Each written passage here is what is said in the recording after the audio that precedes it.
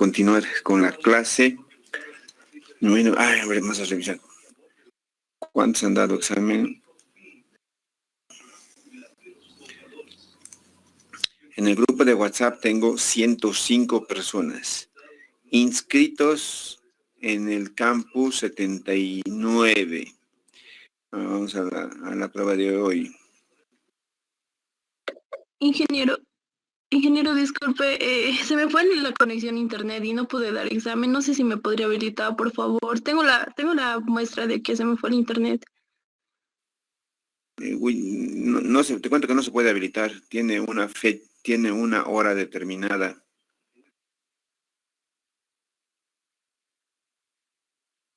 Por favor, ingeniero, como digo, primera vez que me está pasando del internet, por favor. Sí, pero te comento que no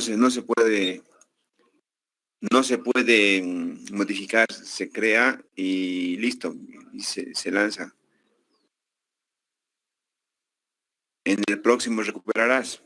Bueno, el promedio del curso está bien, 75 es una pregunta, es una probita para que vayan viendo. A medida que vamos a ir avanzando se va a ir complicando, después va a haber pruebas que van a durar media hora, tienen que ser cálculos, calcular bases imponibles, impuestos, clasificaciones arancelarias, se va a ir complicando. A medida que vamos a ir subiendo, va a ir pasando el tiempo, se va a ir complicando, ¿no? Obviamente no es nada del otro mundo, más integrales triples, no hacer ecuaciones diferenciales, nada, pero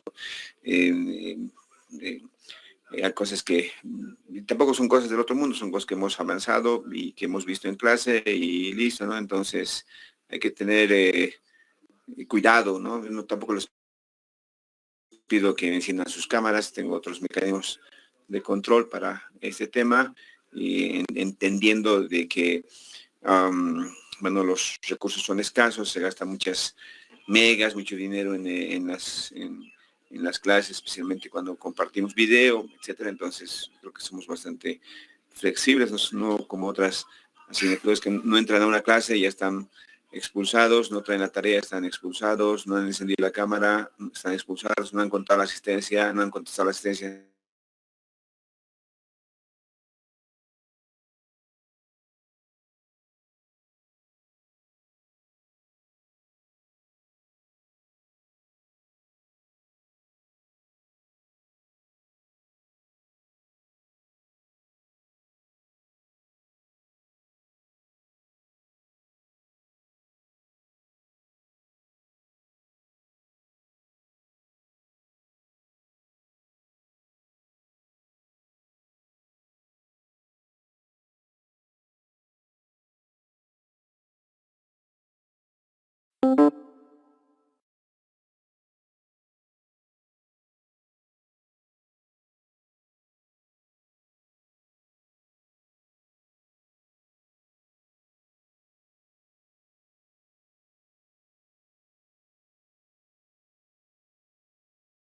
Ni antes ni después, puede ser al comenzar la clase, puede ser a la mitad de la clase, puede ser al principio de la clase, acabo y les dejo, etcétera. Dependiendo de cómo es el desarrollo, ¿no? Hoy día he entrado un poco temprano, entonces ahí les hemos puesto de que vaya cargando la presentación, entonces ganar tiempo de la probita, ¿no? Hay pruebas, obviamente, como les he comentado, que van a ser más largas, que van a durar probablemente media hora, entonces acabaremos la clase y media, de modo que les dé media hora también para que resuelvan y después estén libres para su clase siguiente, ¿no? ¿Está bien? En ese sentido, siempre nos vamos a mover. Muy bien, continuamos. Vamos a ver, como decía, logística de aprovisionamiento. Hemos dividido la materia justamente en esas temáticas y el aprovisionamiento es la primera tarea que nos va a ocupar. El otro día, el viernes teníamos una defensa de perfil de grado de una compañera de ustedes y sobre un tema de logística, ¿no? Y tenemos algunas diferencias con el docente de taller en el sentido de que no entendía lo que estábamos proponiendo con la estudiante, pero y la contradicción, ¿no? En el sentido de que no es necesario que las empresas tengan un departamento de logística. Sí, está bien, evidentemente, no es necesario que las empresas tengan un departamento de logística, pero cuando ya hablamos de algunos negocios o negocios o organizaciones en general, por ejemplo, el tema de distribución de productos masivos, tiene que haber nomás pues no diré un departamento, pero tampoco voy a decir una gerencia, pero por lo menos un puesto que se ocupe de establecer las rutas, que establezcan los itinerarios, que optimice, que calcule la carga. Trabajamos en logística con indicadores que llamamos KPI, son indicadores logísticos. Vamos a tratar de las últimas clases, una de las últimas, de poder ver. Hemos hecho un par de tesis, una ya defendido, hemos publicado un artículo científico, otra ya está, pero todavía no se anima a defender, pero con esos indicadores es con que nos comparamos con el sector y vemos si estamos bien, estamos mal, y sobre la base de eso tomamos decisiones, ¿no?, de nuestro parque de distribución, si va a ser nuestro, si lo vamos a terciarizar 100%, si vamos a utilizar un híbrido, una parte de nosotros, la otra parte terciarizamos a distribuidores, etcétera, etcétera. Y lo mismo pasa con el aprovisionamiento, ¿no? Entonces, nosotros vamos a hacer las compras y de dónde vamos a comprar. Entonces, necesita un estudio de todo esto, ¿no? El aprovisionamiento y acopio, ¿no?, porque hemos visto también, y habíamos hablado, y vamos a seguir hablando, de que los materiales, como por ejemplo los que vienen producto de la cosecha, tenemos que recurrir al acopio porque no se produce todo el tiempo, ¿no? Entonces, hay épocas en las que se cosecha, qué sé yo, las piñas, las manzanas, maracuyá, etcétera. Hay un tiempo determinado, el algodón, por citar. Entonces, y nosotros tenemos que seguir produciendo todo el año. Entonces, el sistema que tenemos que diseñar ahí, que hemos visto en la cadena de suministros, va a implicar, pues, en el tema del aprovisionamiento, compra y acopio, ¿no?, de todos esos recursos que necesita, o en este caso, el eslabón de la cadena logística que necesita para su desarrollo de la actividad, ¿no? Entonces, yo recuerdo, hablaba con una amiga, la dueña de Dumbo, ¿no?, que tiene varios locales, y en Cochabamba tiene un almacén de acopio, de almacenamiento de materias primas, ¿no? Y entonces justamente hace eso, ¿no? Acopia la frutilla, la acondiciona y la congela. Entonces tiene unos almacenes enormes donde acopia en condiciones de conservación la fruta de modo que no se eche a perder y pueda suministrar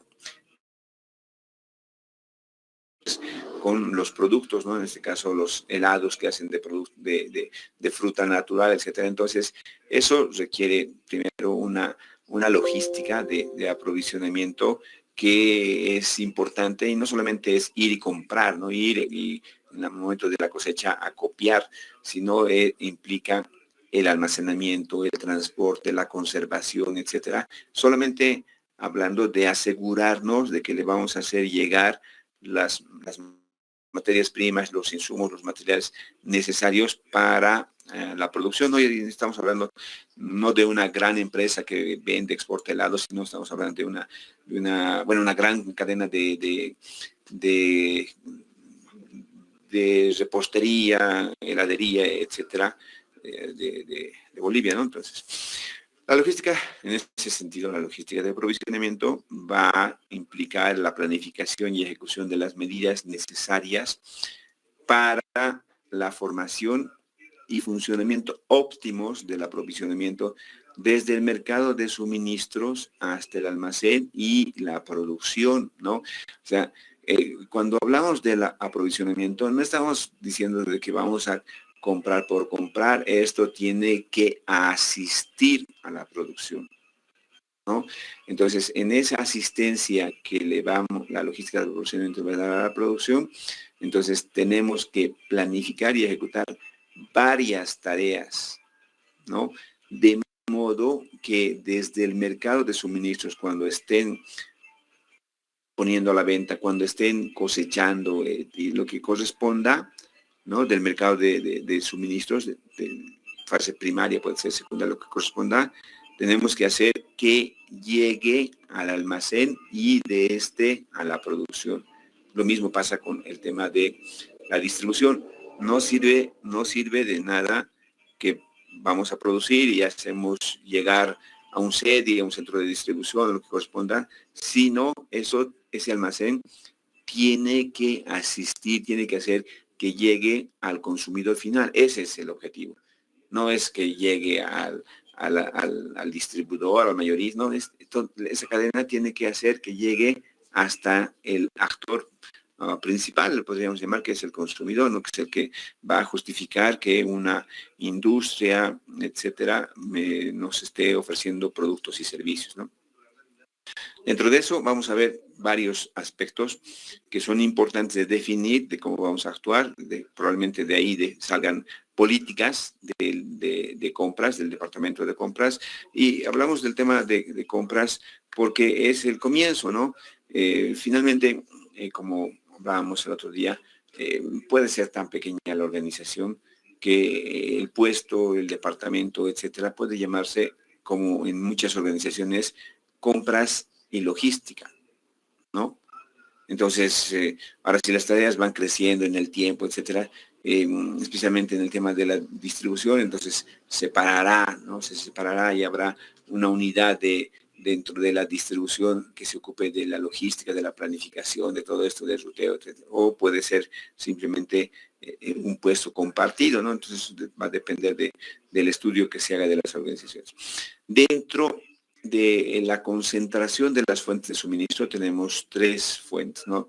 La fuente global, que es el global sourcing, las fuentes simples y las fuentes modulares. Veamos cada una a qué nos referimos. Ahí me he pasado. Lo que no lo hemos puesto ya. No, decíamos en la anterior clase, cuando veíamos la globalización, que todo el mundo es nuestra fuente de aprovisionamiento, ¿no? Entonces, en ese sentido, nuestra investigación de mercado de proveedores es pues todo el mundo, y tendremos que, en función de las características y de diferentes aspectos técnico, económico, administrativos, etcétera, y en algún caso entrará algunos temas políticos que corresponda, seleccionar quiénes van a ser nuestros posibles proveedores, ¿no? Para empezar un estudio de con quiénes vamos a trabajar en el tema de aprovisionamiento, ¿no? En muchos temas tenemos gran cantidad de proveedores, pero en otros temas, como por ejemplo el tema de vacunas, que hemos estado viendo este último año fundamentalmente, que ya se mostró la vacuna, no tenemos más, las dos manos nos sobran para contar los proveedores, ¿no? Entonces tenemos ahí 5, 6, 7 probablemente proveedores de vacunas, pese a que nuestra fuente es global, es un tema reducido, ¿no?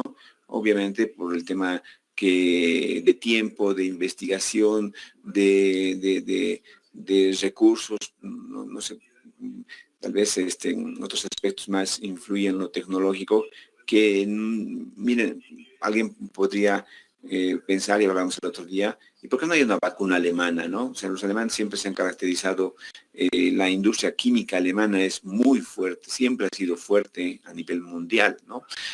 Pero no hemos visto una respuesta de los alemanes a este tema, ¿no? Medio raro lo que decíamos, ¿no? De este tema del coronavirus, se espera que cada año salga un variante y que cada año nos tengamos que vacunar. Mala noticia para los antivacunas. Y hablábamos y decíamos, probablemente cuando los alemanes, que se caracterizan por ser productos de muy buena calidad, productos que duran para toda la vida, probablemente cuando los alemanes fabriquen las vacunas sea de dosis única y para toda la vida, ¿no? Entonces, por la trayectoria y por el prestigio que tienen de los productos alemanes, ¿no? Mientras tanto, con las vacunas chinitas, con las vacunas rusas y por ahí los ingleses, los americanos, etcétera, metidos hasta los cubanos han logrado sacar vacunas, el tema sea de corto plazo, ¿no? No como es la política de calidad de los alemanes, ¿no? Pero bueno, en fin, es un tema que se lo tendrá que definir. Fuentes simples cuando solamente nos ocupamos de un producto. Entonces, el tema del litio, por ejemplo, sabemos que es muy reducido, no existe grandes productores, existe yacimientos de litio en todas sus formas de presentación, carbonatos, etcétera, en la Argentina, en Canadá, en Bolivia y después creo que hay en alguna otra parte más. Entonces son muy reducidos. Entonces tenemos una fuente simple de un suministro, buscamos un producto y es sencillo. A la fuente modular donde nos dan toda la solución, ¿no? Nosotros queremos, no sé, por ejemplo, en Estados Unidos es muy famoso el tema de las empresas comerciales que te venden la solución de todo, hágalo usted mismo, dicen, ¿no? Entonces vos puedes comprarte todas las piezas y armarte, qué sé yo, un ropero. O puedes comprarte todas las piezas y haces, remodelas tu propio baño, pero encuentras todo, ¿no? Desde el tornillo, azulejos, adhesivos, accesorios, grifería, bla, bla, y todo en un solo lugar. Entonces ahí nos están hablando de una fuente modular. Una fuente sencilla, un proveedor que solamente vende estuco, por ejemplo, ¿no? Entonces ahí, así es, aquí están organizados, obviamente que la tendencia es a que te den la solución completa, ¿no? Entonces hay empresas, industrias, sectores que solamente se dedican a vender una cosa y hay otras que buscan darte la solución completa, ¿no? Entonces, absolutamente equipos, mantenimiento, productos, todo para un tipo de producto o servicio, ¿no? Segundo, la fuente de aprovisionamiento, la forma, perdón, de aprovisionamiento que podríamos utilizar, tenemos 5 tipos, ¿no? Contrapedido, contrainventario, programado, suministro sincronizado y justo a tiempo, ¿no? Este justo a tiempo que viene precisamente de la gran experiencia que ha tenido Toyota en implementar su sistema Toyota, ¿no?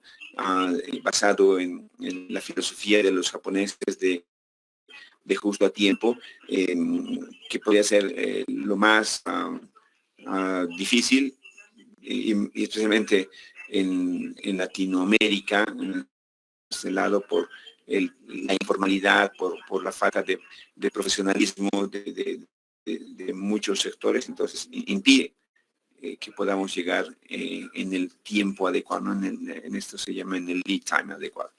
Veamos los 5 tipos que tenemos, ¿no? El método de aprovisionamiento contrapedido, cuando surge la necesidad de un determinado componente, entonces se hace, ¿no? Esto no sale de stock, es algo que se va a producir especialmente por diferentes motivos, ¿no? Cuando tenemos aquí 2 opciones, ¿no? Una, si queremos comprar ternos, trajes formales para la promoción, ¿no? Recordando el colegio, nosotros ya en la universidad ya no salimos como en las privadas o en la católica o en la EMI, que salen por promoción, que salen según van acabando. Si quisiéramos un traje para la promoción, por ejemplo, de la universidad, del colegio, tenemos 2 opciones, ¿no? Hacer contrapedido, porque todos son de tallas diferentes y aunque se uniforme el modelo o el color, etcétera, entonces las medidas que vamos a tener va a ser que se tenga que confeccionar para cada uno. Entonces no sirve en tallas diferentes, ¿no? Entonces, o sea, no sirve en realidad a todos que son tallas diferentes se les dé un mismo artículo, ¿no? Porque les va a quedar grande, ancho, etcétera, ¿no? Entonces, una de las formas que tenemos es justamente contrapedido. Después, probablemente la empresa no le interese atender contra la otra forma que es contra stock, contra inventario, ¿no? El nivel de inventario del componente se supone cuando es un producto estándar homogéneo, ¿no? Entonces ahí no nos interesa si al cliente le queda grande, si le queda ancho, si, etcétera. Entonces, si no le satisface el inventario, si la persona, por ejemplo, como muchas, no es una talla estándar, sino es más alto y flaco, es más bajito y gordito, entonces van a estar medidas especiales, entonces contra inventario probablemente no les sirva y va a tener que recurrir contra pedido, por ejemplo, ¿no? Entonces, donde se hacen tallas especiales con características diferentes a la moda, no sé, de todo eso que vemos, ¿no? La tercera forma que tenemos es programado.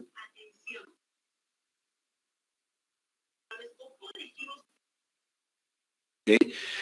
Y como habíamos visto en gestión de la producción 1, creo, donde salimos con un plan de compras, ¿no?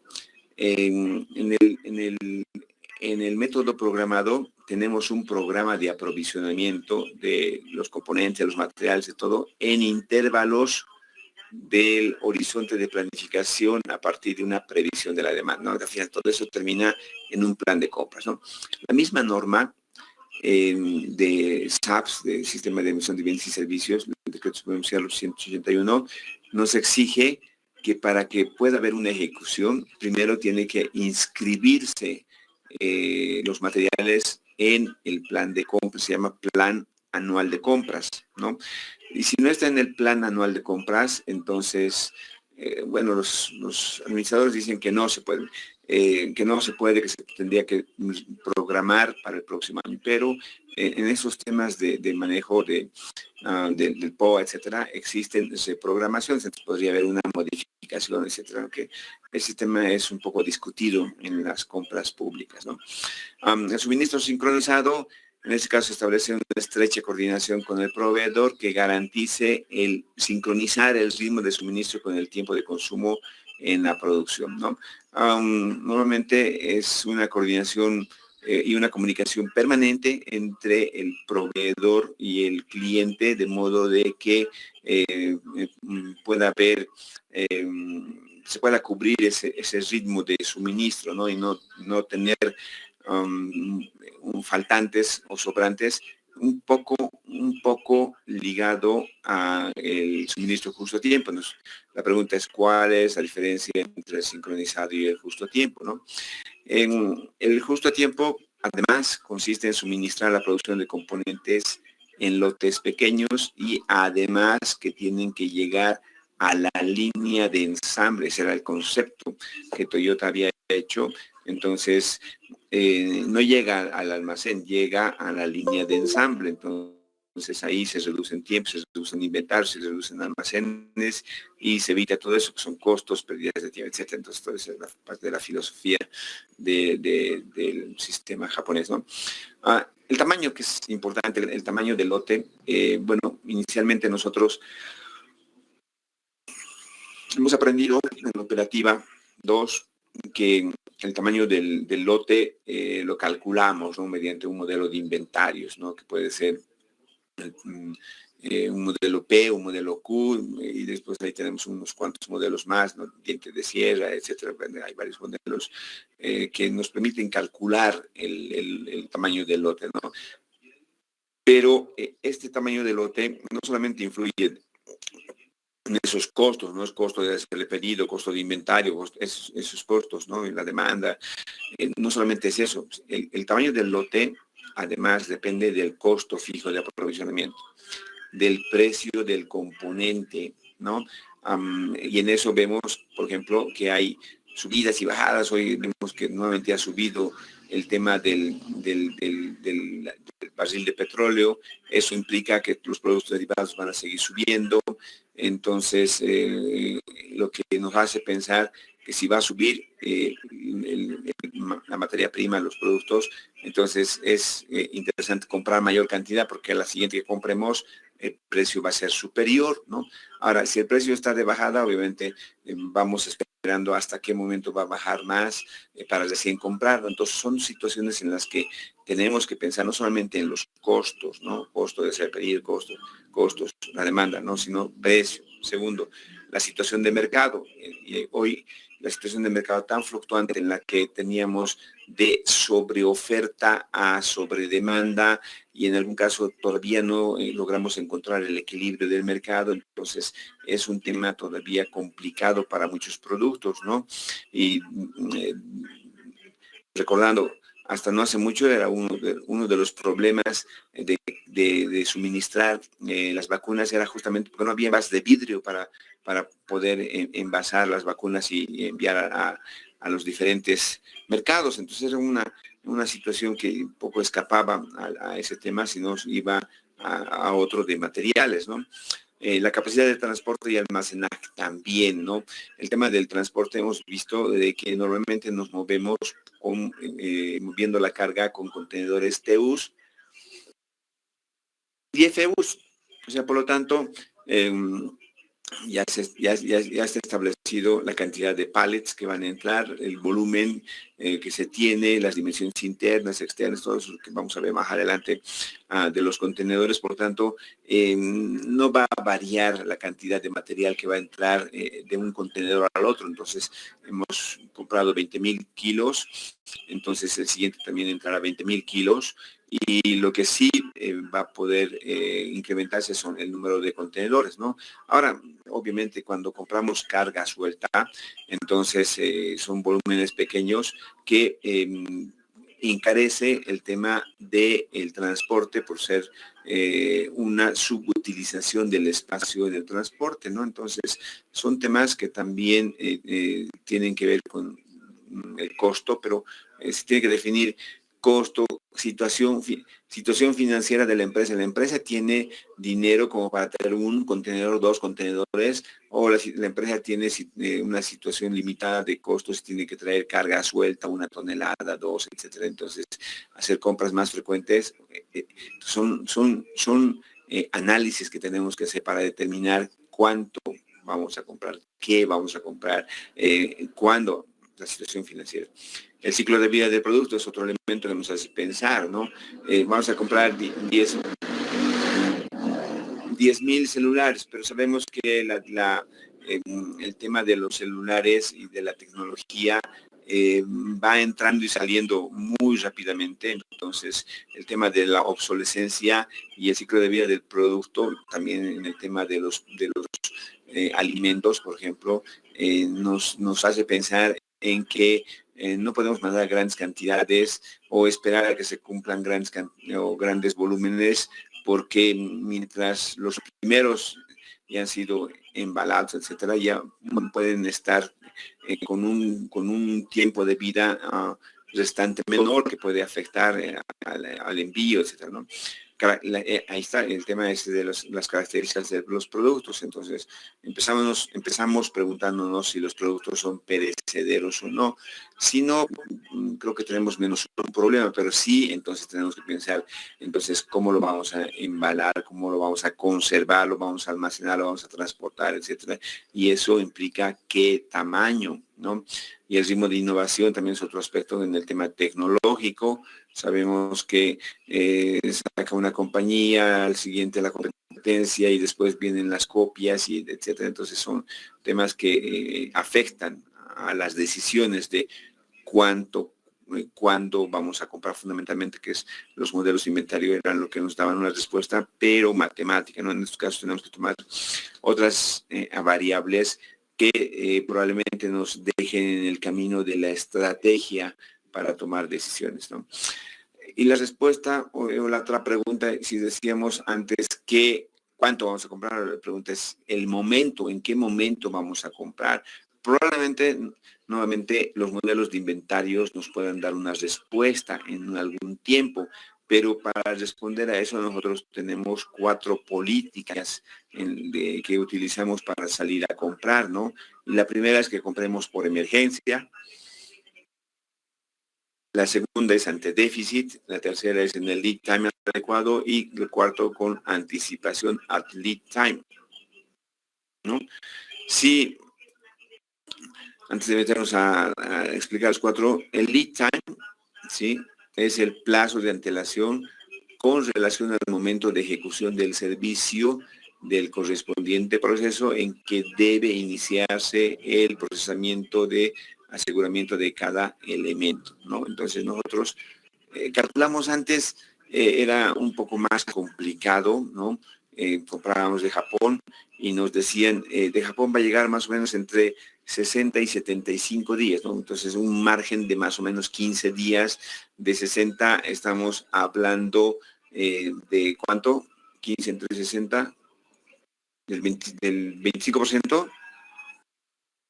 Tiene un 25% de margen, entonces muy variable, ¿no? Entonces entre 1 a 15 días hay alta diferencia, ¿no?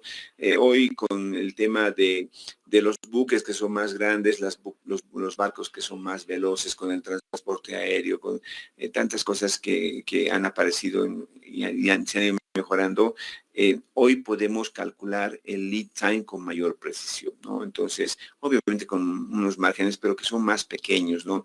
Entonces, vamos a traer desde España en 35 días, más o menos 1. Entonces, o es 34, 36, en ese lapso de tiempo va a estar. Obviamente, este tema del transporte siempre está en función del tema climatológico, de algunos aspectos que pueden retrasar que llegue el barco porque hay marejada, hay vientos, etcétera, que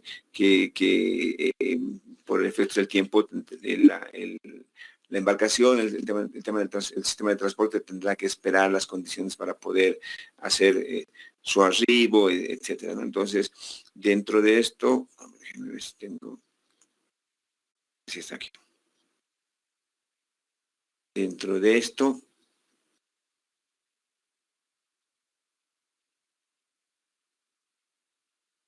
emergencia.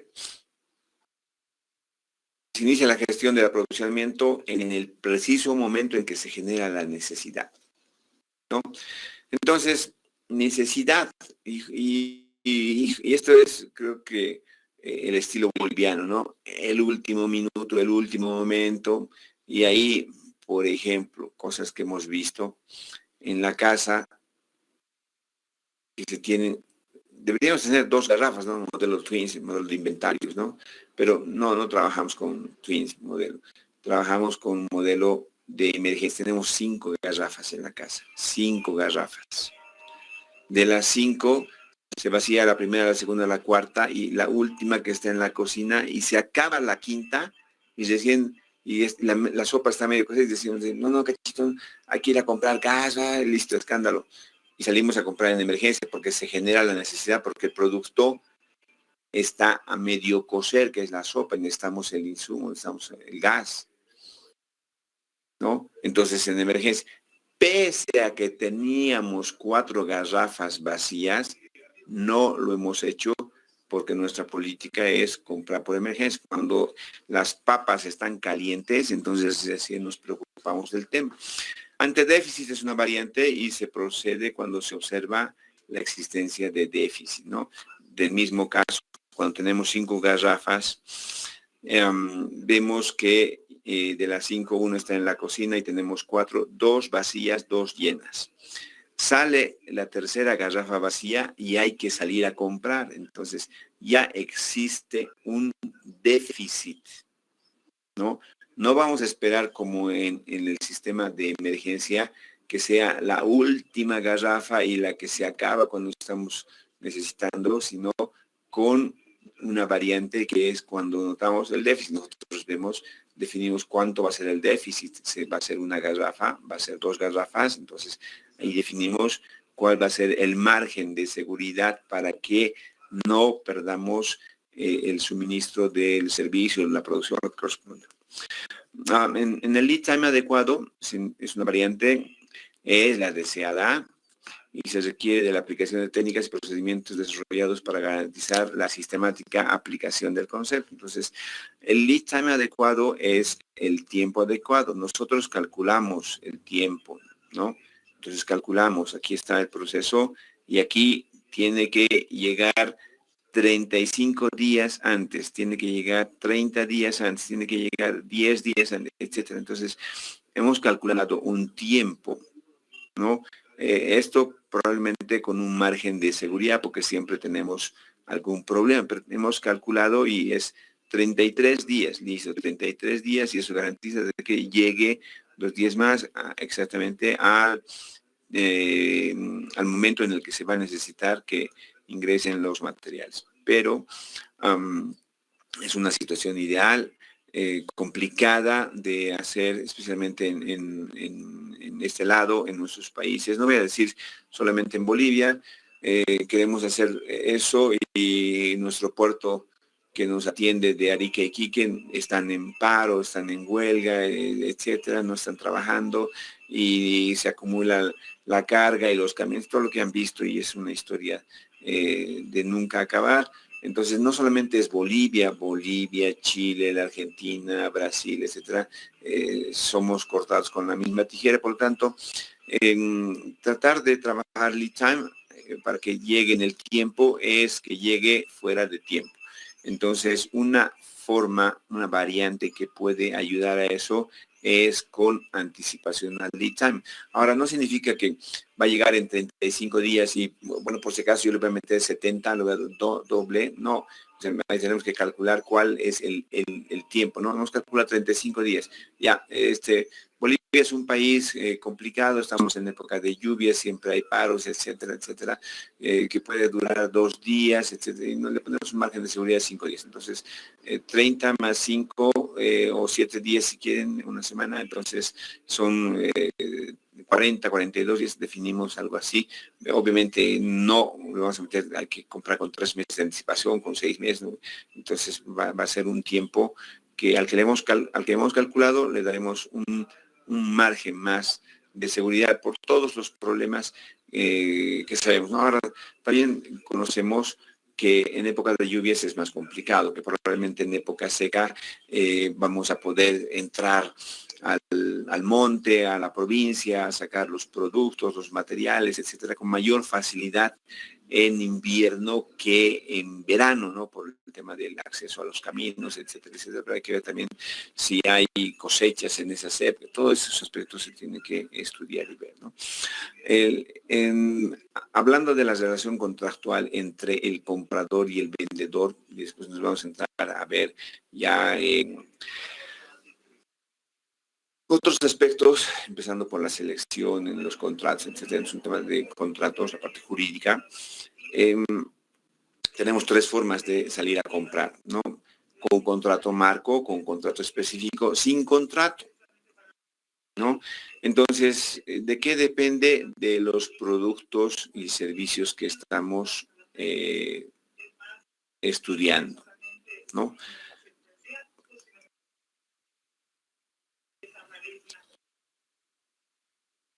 Yo salgo a comprar pan al mercado, esas son las cosas que necesito sin contrato, porque no necesito que me aseguren suministro, porque si no está una casera me paso a la otra, etc. Entonces ahí no hay mucho drama y puedo salir a comprar algunos materiales, productos del mercado sin necesidad de alguna vinculación jurídica que me obligue al cumplimiento, ¿no? Pero cuando ya el producto es especial, específico, etcétera, entonces tenemos que pensar en que la protección para que nos suministren va a tener que ser con contrato marco o contrato específico, ¿no? Todos ustedes han firmado un contrato marco para el suministro del servicio de telefonía móvil con su celular.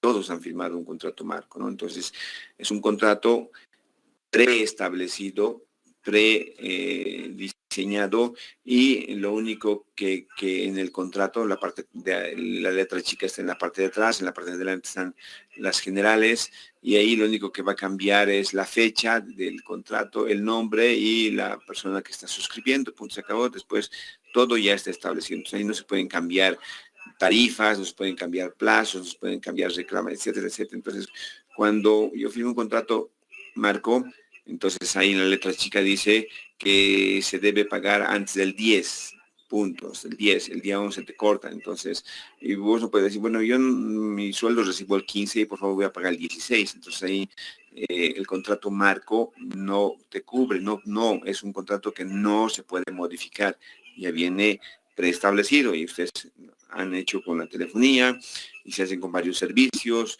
y con su internet también seguramente han hecho otro contrato con la compañía de cable también, etcétera. Entonces, y con las tarjetas de crédito también que han sacado, es un contrato marco, etcétera. Entonces, esa es la forma en la que se suministra, ¿no?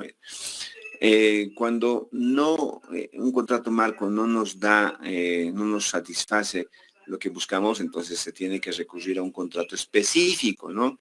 Entonces, no puede haber un contrato marco para la compra de una máquina, ¿no? Porque a no ser que sea, qué sé yo, no sé, una impresión, ya, también podría ser, pero voy a comprar una máquina y ahí se tiene que especificar con claridad la máquina, el modelo que es único, las piezas, los números, la serie, el año, bla, bla, y todo eso que es particular y propio del producto. Por lo tanto, eso no se puede comprar sin contrato. Tampoco se puede comprar con un contrato marco, tiene que ser con un contrato específico que establezca características y que se pueda llenar las características, plazos, garantías, etcétera, etcétera. Y todo eso vamos a ver cuando veamos contratos compra-venta. Pero ahí estamos quedando claro que es compras con contrato o sin contrato y dentro de eso tienes dos opciones, un contrato específico o un contrato marco o tipo también se le llama.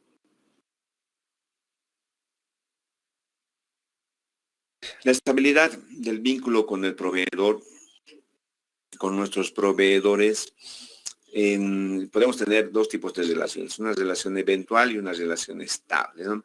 Una relación eventual en que eventualmente, temporalmente, periódicamente, podemos comprar, ¿no? Entonces, y otro es tener una relación estable, ¿no? Entonces, la relación estable significará que con una cierta frecuencia se va a comprar el producto, va a depender fundamentalmente de los artículos, ¿no? Materias primas, maquinarias, no compramos eventualmente, ¿no? Es una relación estable. Cuando yo decido que la flota de vehículos que me va a asistir en la distribución va a ser una flota Toyota, entonces no es que mañana compro Toyota, mañana Ford, no, es una relación estable de largo plazo. Lo mismo pasa con las materias primas. O sea, ahí normalmente buscamos una relación estable entre nuestros proveedores de materias primas y nuestros proveedores de maquinaria, porque la maquinaria que vamos a comprar, si bien en teoría, por la contabilidad debería durar 10 años y deberíamos depreciar en 10 años. Estamos viendo de que no es así, porque se hace un nuevo avalúo, se le hace una nueva calificación, dura 20 años. Estamos viendo que en la industria tenemos máquinas, parques de las máquinas que están pasando fácilmente a los 40 años, entonces es un producto que vamos a comprar que probablemente nos va a durar de 10 a 40 años, ¿no? Entonces, ese tipo de relación buscamos con nuestro proveedor, ¿no? En este tema.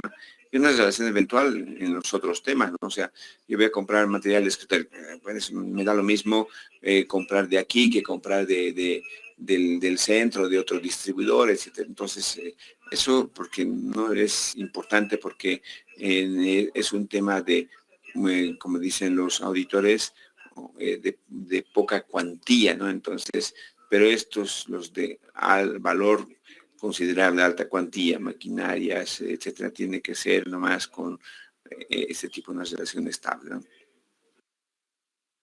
Confiabilidad del vínculo.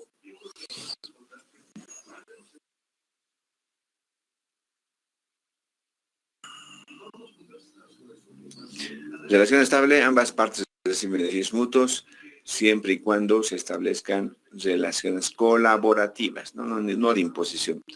Relación eventual permite utilizar las ventajas que coyunturalmente se producen en el mercado, como rebajas de precios, entregas de consignación, ofertas de créditos, otras ventajas, ¿no? Ahí vemos las ofertas del Black Friday y no importa de dónde compremos, es algo eventual y lo hacemos porque está de rebaja, está de oferta, hay una promoción, etcétera, etcétera, o las otras condiciones que hemos visto, ¿no? Las formas de seleccionar un proveedor, vamos a el siguiente capítulo, en los subsiguientes vamos a entrar a ver los proveedores y particularmente cómo seleccionamos, ¿no? Cómo escogemos al proveedor. A veces pensamos que es fácil el tema, pero es a veces un poco más complicado de lo que pensamos. Y seleccionamos un proveedor a partir de que es el primero que nos ofrece, ¿no? El primer oferente. Segundo, a partir de varias ofertas. Tercero, por licitación. ¿Sí? No sé si han comprado alguna vez al primer oferente. ¿Sí? ¿Han ido al mercado alguna vez? ¿Vas al mercado de verduras? ¿Ailén, has ido alguna vez al mercado de verduras?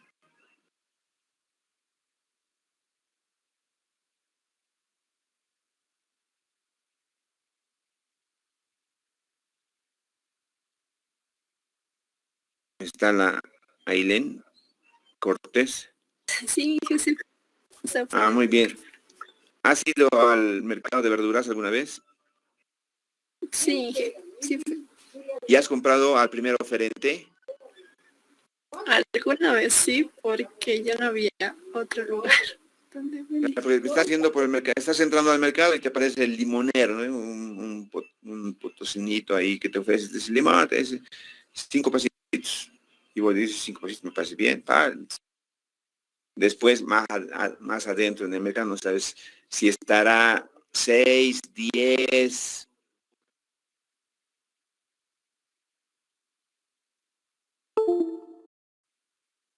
¿No? Entonces, es el primero que te ofrece, ¿no? Vas por la calle y te dice, joven, señorita, esto, uno mira y ve, tienes que tener información previa, ¿no? Entonces, porque también te pueden pescar, ¿no? Lo segundo, que en mi opinión es lo mejor, es a partir de varias ofertas, ¿no? Yo me acuerdo, cuando era director de carrera, estaba la norma 0181, que es el decreto supremo 0181, que es el sistema de emisión de bienes y servicios, que la primera versión decía que las compras se tienen que hacer a través de la comparación de 3 proformas o de 3 ofertas, ¿no? Y después la han cambiado y le han dicho, no se necesita 3 ofertas, se necesita una oferta, una proforma, ¿no? Pese a que se había flexibilizado, nosotros seguíamos practicando que sea a partir de 3 ofertas. ¿Por qué? Para demostrar que estamos haciendo la mejor compra, ¿no? Aunque dentro de esto, el tema de varias ofertas, y por eso echa la ley, echa la trampa, era en el sentido de que demuestres que estás haciendo un buen uso de los recursos, pero mucha gente, ¿qué hace, no?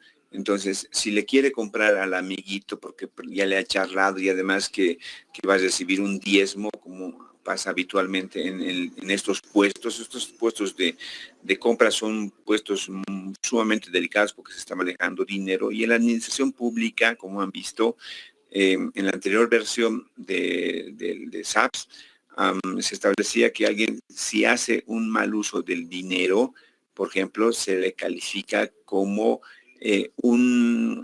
como un error administrativo, ¿no? Los errores administrativos prescribían a los 4 años. Entonces, pasados 4 años, si la Contraloría encontraba que has hecho un mal ejercicio, entonces y veía la fecha de hace 4 años, entonces prescribía. Pero si era antes, entonces te armaba un pliego de cargos, etc. Hoy esos errores ya se tipifican como daño al Estado y el daño al Estado no prescribe nunca. Entonces hoy la Contraloría puede entrar, como va a entrar a revisar el tema de la universidad, y contrataciones de personas, compras de productos, servicios, etcétera, puedes revisar de hace un mes como puedes revisar de hace 10 años, ¿no?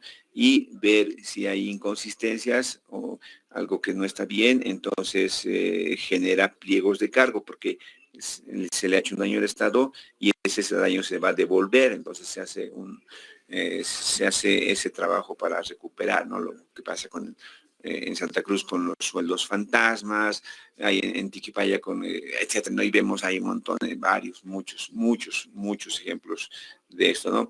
Ahora, como querían comprarle del amiguito porque ya estaba charlado todo, entonces se hacían aparecer dos proformas con montos mayores, ¿no? Entonces, aquí está mi amiguito, me quiere vender en 10,000 y el otro es 12 y el otro es 15. Entonces, yo estoy demostrando de que estoy tomando la mejor decisión, ¿no? Entonces, esos aspectos, por ejemplo, en la norma ya no están contemplados, ¿no? Se ha puesto otro elemento que antes solamente se compraba al menor precio, ¿no? La norma decía, tienes que comprar el menor precio. Entonces vos no podías, yo quiero comprar el más caro porque es alemán, etcétera, y no lo podías coser, tenías que comprar el de menor precio. ¿Qué hacía? Que obligaba a que las empresas, organizaciones, entonces le pongan de cotización dos más caros, ¿no? Para que justifique, etcétera. Hoy ha cambiado y hay una opción más que se llama se me dio el nombrecito, pero es referencia a la calidad, ¿no? Entonces, cuando estamos armando el sistema, entonces le colocamos que sí queremos que se aplique eso, significa que además de todo lo que yo he pedido en el DBC, ¿sí? O en los TDRs, las empresas que quieren venderme tienen que ofertar algo más, ¿sí? Entonces, obviamente es en esto, echa la ley, echa la trama. No quiero comprar computadoras, yo digo, quiero una Pentium séptima generación, quiero esto, quiero lo otro, bla, bla, con disco de 2 teras rígido, que no sé qué, todo es específico, y todos igualan y en precios casi se andan muy igual, ¿no? Entonces, para entrar a la calificación por calidad, la empresa tiene que ofrecer algo más y ofrece un cortapicos. La otra ofrece un pad mouse y la otra ofrece un estabilizador de corriente. Listo, ya han cumplido. Entonces, la forma de seleccionar al proveedor, aparte de que se tiene que revisar varias ofertas, tiene que tener otro mecanismo, ¿no? Que vamos a ver más adelante que justamente va a ser un método para la selección de proveedores. Por si acaso, tanto SAPS como los privados tienen sistemas parecidos, ¿no? La diferencia está en que SAPS es de cumplimiento obligatorio para todas las entidades públicas, ¿no? Y dentro de eso están las autónomas, autárquicas, descentralizadas, y todo entran en lo mismo porque son públicas. Y en el otro, sí, evidentemente no existe norma, pero existen los controles internos que probablemente sean más rígidos y eficientes que los de la administración pública, porque en la administración pública existe chales. No estoy diciendo que en la privada no existe, en la privada también existe, pero es en menor proporción, ¿no? Y el otro que es por licitaciones, cuando los montos ya son muy grandes, entonces cuando nos hemos pasado del 1.000.000 de bolivianos, tiene que pasar, bueno, tenemos dos, ¿no? Tenemos la licitación pública internacional y la licitación pública nacional, donde hay montos, ¿no? Entonces, se supera un monto, 1.000.000 nacional. Se supera, si no falla la memoria, 10 millones, de 10 a 40 millones, entonces internacional. Hay requisitos y hay que seguir un procedimiento que está establecido también en la norma, ¿no?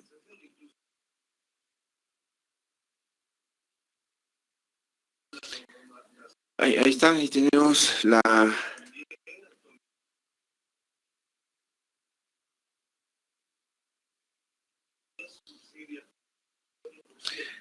al primer oferente a partir de varias ofertas.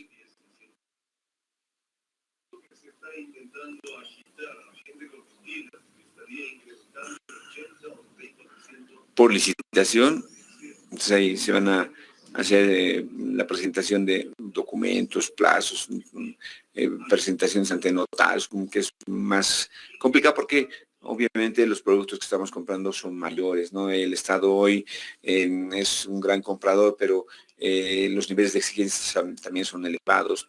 De muchos de los productos que se han hecho, ¿no? de instalaciones por el fracaso que ha habido en los primeros años, ¿no? Se han instalado plantas que nunca han funcionado y por eso es que los últimos se han hecho bajo licitación con el concepto de llave en mano, ¿no? Entonces, llave en mano significa que me entregas funcionando.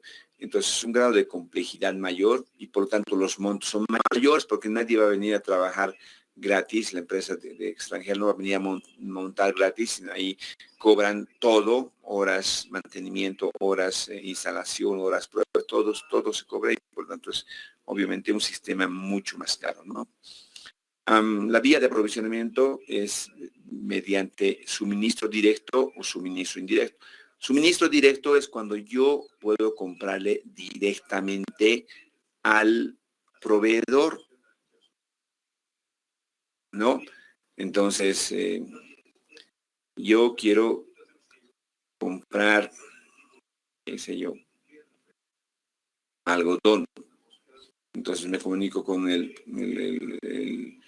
comerciante en Brasil y compro directo, punto, se acabó.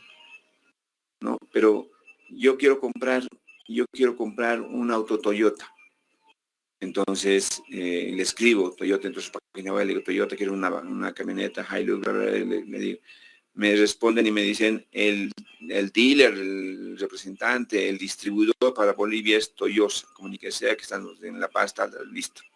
Entonces, cuando puedo comunicarme con el proveedor en forma directa, suministro directo. Cuando no lo puedo hacer, lo tengo que hacer a través de un representante, una oficina, un dealer, un distribuidor, un intermediario, una oficina de representación, etcétera, etcétera. Entonces va a haber un intermediario, va a haber uno que va a estar al medio, que nos va a dar todo lo que corresponde, no garantías, etcétera, etcétera, pero no es directo con el productor, no es a través de un intermediario más. Entonces, ese es indirecto. Ahí tenemos oficinas que dice para Bolivia tal, no es tanto. Una oficina atiende desde Chile para Bolivia, Perú y Chile, etcétera. Que puede haber muchas formas, ¿no? Hay todo lo que hemos visto. Representantes, oficinas, sucursales, etcétera, regionales, N cosas de que se puede ver en ese aspecto. La organización del aprovisionamiento. ¿Cómo vamos a hacer las compras? Tenemos dos formas, centralizada, descentralizada, ¿no? Centralizada cuando todas las unidades reportan a la central sus requerimientos y la central es la que compra para todos, ¿no? Entonces, tiene sus ventajas, tiene sus desventajas, ¿no? La Caja Nacional de Salud, por ejemplo, pese que es un monstruo, es grandísimo, tiene ahí en los 9 departamentos y tienen varias unidades, todos hacen su requerimiento a la regional y la regional a la central. Y compran grandes cantidades, ¿no? Entonces, grandes cantidades de medicamentos, insumos, etcétera. Entonces tienen un almacén, ahora están terminando de construir el almacén ahí por el teleférico, por el cementerio. Aquí está aquí en Miraflores el de medicamentos, etcétera. Entonces, es un monstruo, ¿no? Pese a que es un monstruo, su política es centralizar las compras, ¿no? Para a poder aprovechar economías de escala, etcétera, y bajar los precios, retrasar los pagos, etcétera, ¿no? Descentralizada, que tenemos, por ejemplo, la UMSA. La UMSA, las compras son descentralizadas, ¿no? Entonces, cada unidad, cada facultad define sus compras, cada carrera. Dentro de la carrera, cada instituto, cada dirección de carrera y cada centro de estudiantes define sus compras. Entonces, si el centro de estudiantes quiere comprar papel, una computadora, quiere comprarse internet, cable, lo hace, listo, nadie le va a decir nada, mientras esté dentro de la norma, ¿no? Hay algunas partidas que están prohibidas, pero después puede comprar la carrera lo mismo en el instituto y en los tiempos y en cantidades, etcétera, etcétera. Entonces, obviamente, mientras esté dentro de algunos parámetros, ¿no? O sea, compramos el papel, el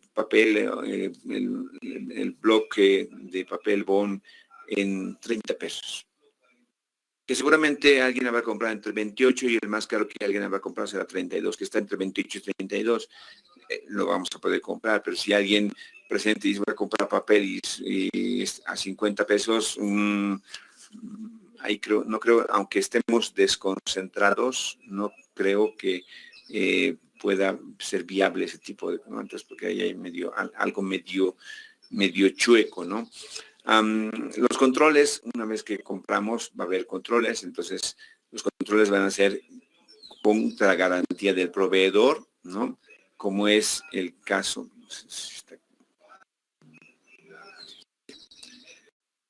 Contra garantía del proveedor, control al 100%, muestreo sin control. Y uno dice, habrá cosas que le metemos sin control. Sí, pues muchas cosas que no necesitamos, ¿no? El producto entregado se va a comprobar si los suministros cumplen con los requisitos establecidos y para eso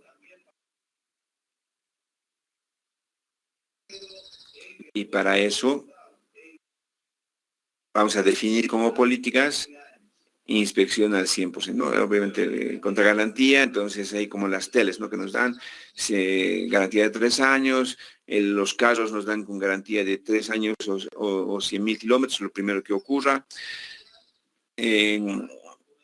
Después tenemos la inspección, se revisará las especificaciones y su cumplimiento de cada artículo.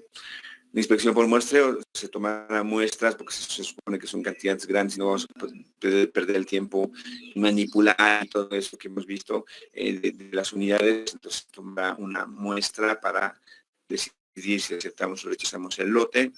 Y finalmente, sin garantía, ¿no? Que hay cosas que compramos sin garantía porque el valor del artículo es mucho menor de lo que vamos a gastar en inspeccionar, en revisar, etcétera, etcétera, ¿no?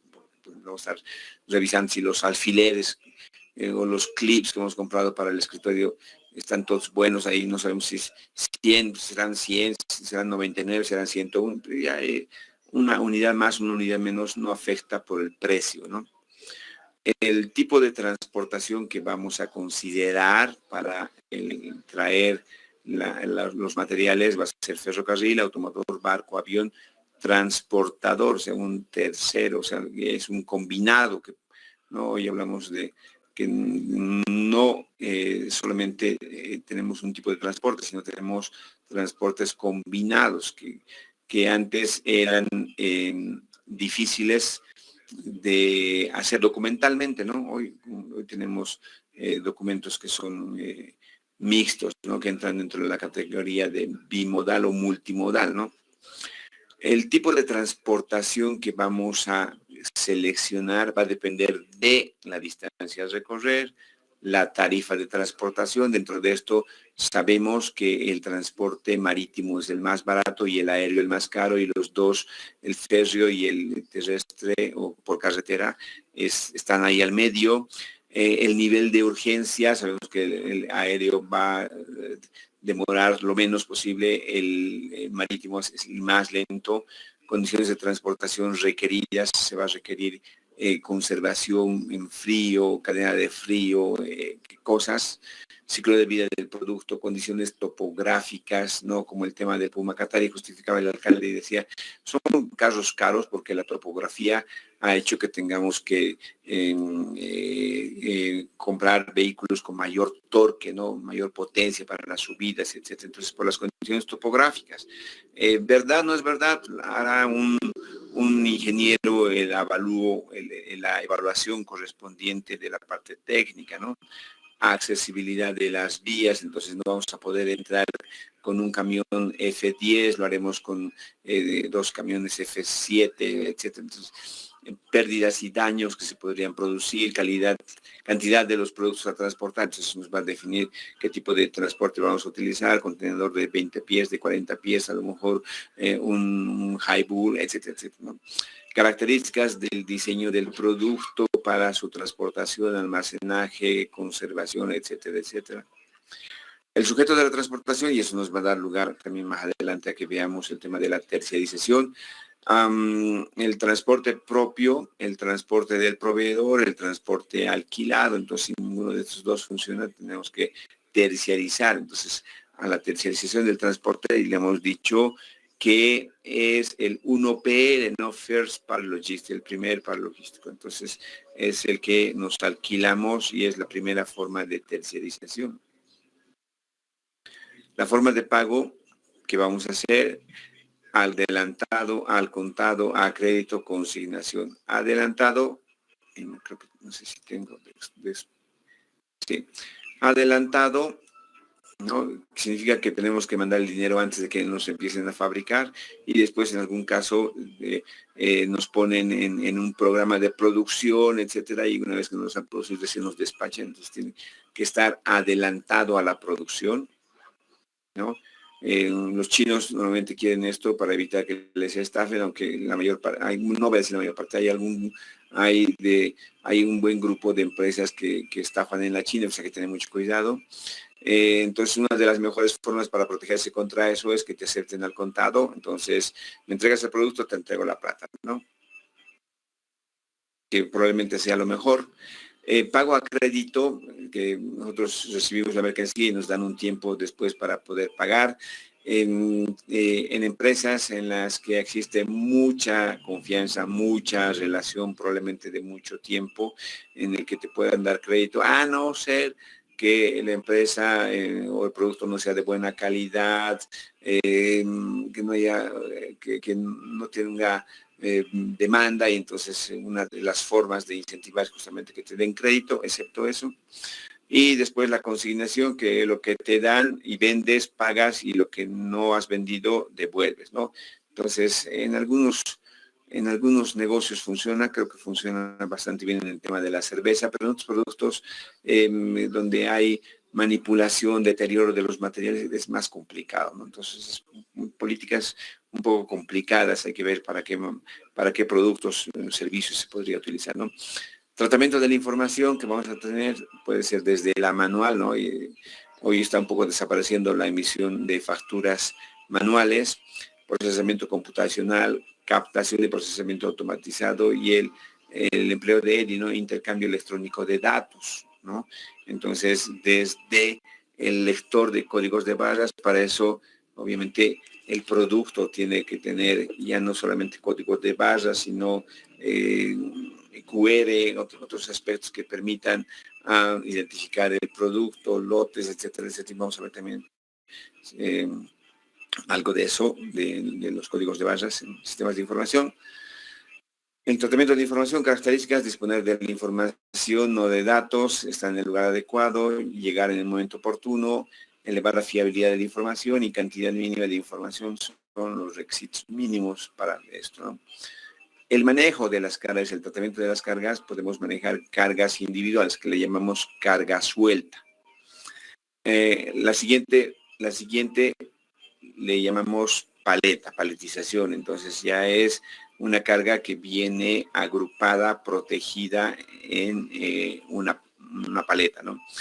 El siguiente nivel es un contenedor. Entonces entra, dependiendo de si es pallet estándar o europeo, entonces una cantidad de pallets en un TU, que es un contenedor de 20 pies, o un FU, un contenedor de 40 pies, y dentro de eso tenemos variantes que vamos a ver cuando veamos el capítulo de contenedores. Y lo otro es que el material sea a granel, ¿no? Entonces ahí tenemos que tener sistemas especiales para movilizar, cargar, descargar, almacenar, ¿no?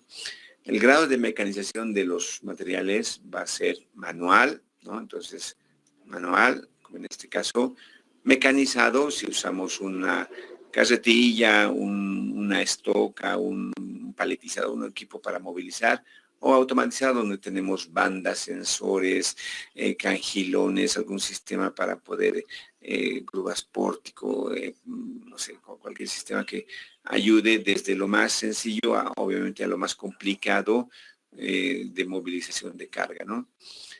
La alianza con el proveedor va a ser sin alianza, con alianza. Sin alianza en elementos materiales en los que probablemente voy a comprar también sin contrato, va a ser eventual, entonces necesito alianza, ¿no? Y con alianza cuando hemos definido un proveedor, ¿no? Nuestro proveedor de vehículos y por tanto nos va a dar asistencia técnica, entonces va a ser un trabajo no de un año, sino va a ser un trabajo de 5 o 10 años adelante y por lo tanto tiene que haber alianzas, tiene que haber acuerdos, tiene que haber condiciones en la prestación de los servicios, de los productos, en temas económicos, en temas técnicos, en temas logísticos, etcétera, etcétera. Entonces hay varios aspectos que se tienen que tomar en cuenta, ¿no? Con alianza, sin alianza.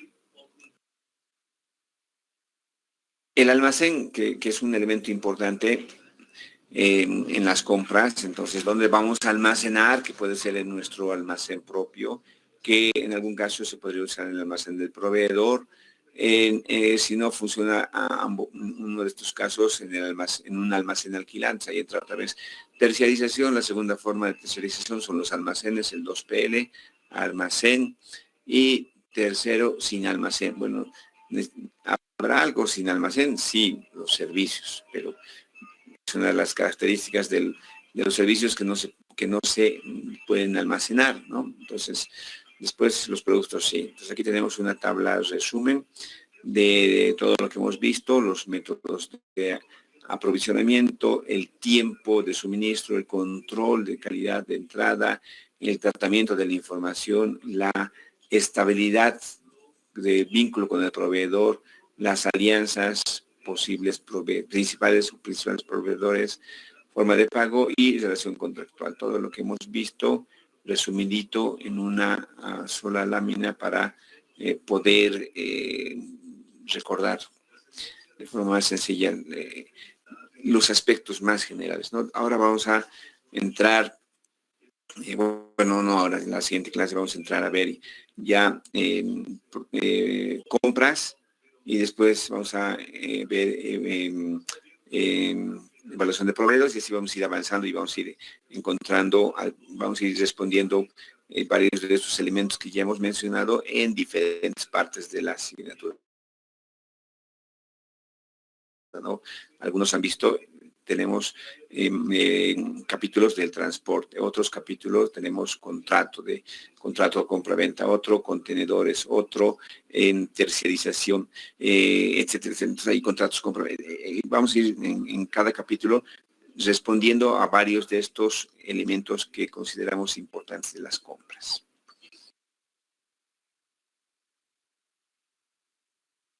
¿Está bien? ¿Alguna pregunta hasta ahí?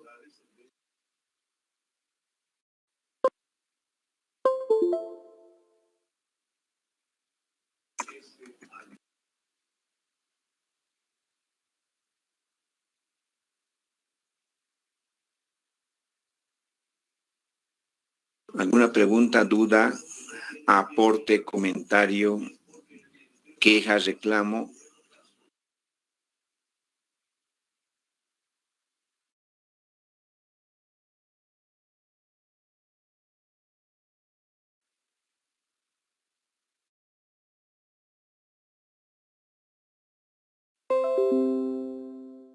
Ya han visto que tiene la tarea número 1, que es actualizar sus datos del perfil, fundamentalmente su foto, para que yo pueda verles quién es, recordar en algún caso que han sido alumnos. Entonces, bueno, yo diría de este curso un 80% me acuerdo de sus nombres y caras, pero hay algún porcentaje que ya no me acuerdo, entonces tengo que mirarle la fotito para ver quién es, porque encima ustedes son bien capos, porque me escriben al WhatsApp y me dicen, soy alumno de logística y quiero esto, ¿no?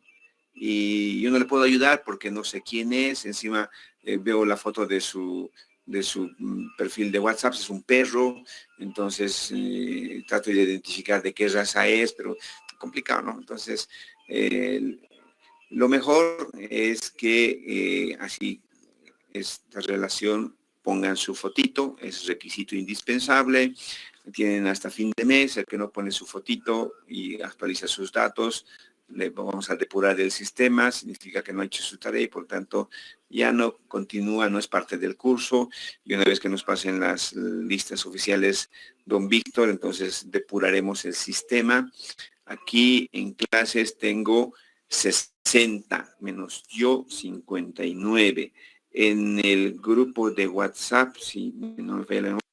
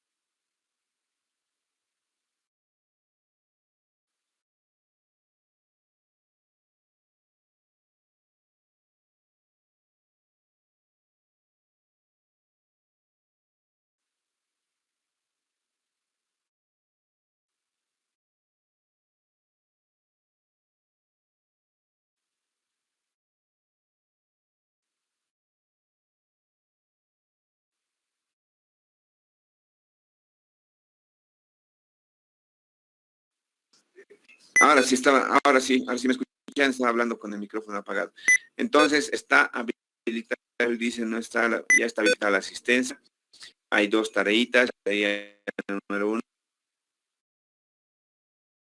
que es subir su foto, actualizar sus datos, que la voy a considerar hasta fines de febrero, y el 1 de marzo serán depurados todos los que no corresponden tanto en esta clase, en la plataforma, como en el WhatsApp. Les vamos a dar de baja, mejor el que no lleva, sálgase en paz o espere a que lo depuremos. Y segundo, hay una segunda tarea que está habilitada, que es hasta el día miércoles, creo que hasta las 2 de la tarde. Entonces ahí tienen ese plazo para hacer sus tareas, bien sencillita. Y nos vemos el día miércoles a las 4 de la tarde si no hay ninguna pregunta más.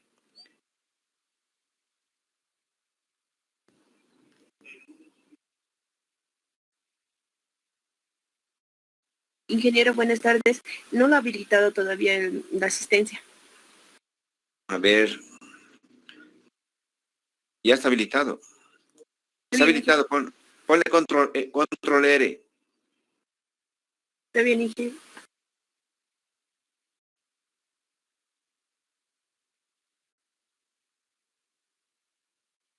Y que la tarea que tenemos que realizar podemos hacer a mano o a computadora, ¿verdad?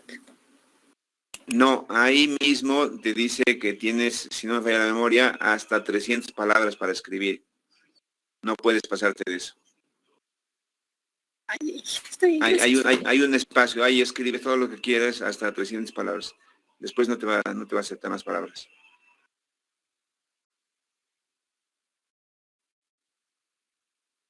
gracias. Ya, de nada. Entonces, hasta el día miércoles tengamos resto de jornada.